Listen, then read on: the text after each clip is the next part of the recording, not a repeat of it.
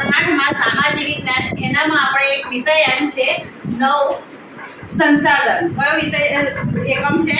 સંસાધન. સંસાધનનો મુખ્ય એ કે જે કુદરતની અંદર ઘણી બધી વસ્તુઓ પડેલી હોય છે, પરંતુ આપણને એનો ઉપયોગ કરતા આવડતું હોતું નથી, પરંતુ માનવી એની સૂઝબૂઝથી જે ઉપયોગ કરી અને એનો જીવનમાં ઉપયોગ કરે તો એ સંસાધન બની જાય છે.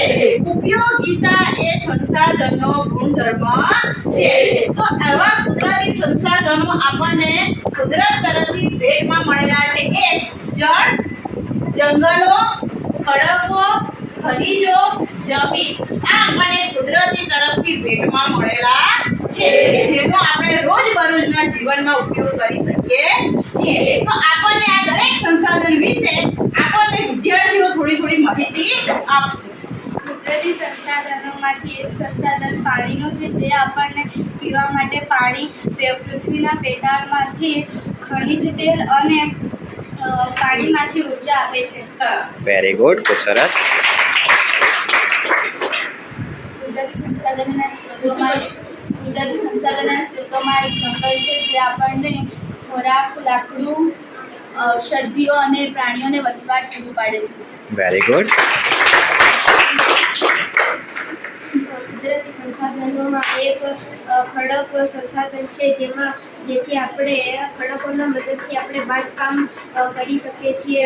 ખડકોથી આપણે રસ્તાઓ, પુલો અને બિલ્ડિંગો જેવા મકાનો જેવું બનાવી શકીએ છીએ. વેરી ગુડ, ખૂબ સરસ.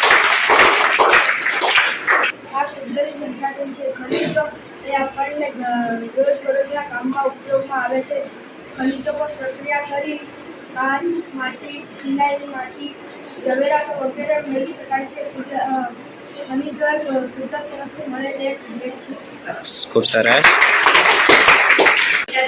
આ જમીન છે. જમીન એક પ્રકારનું કુદરતી સંસાધન છે.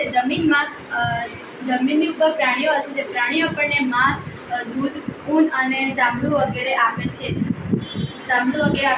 જમીન પર આનંદ પ્રમોદ કરી શકાય છે અને જમીન પર ખેતી પણ થાય છે.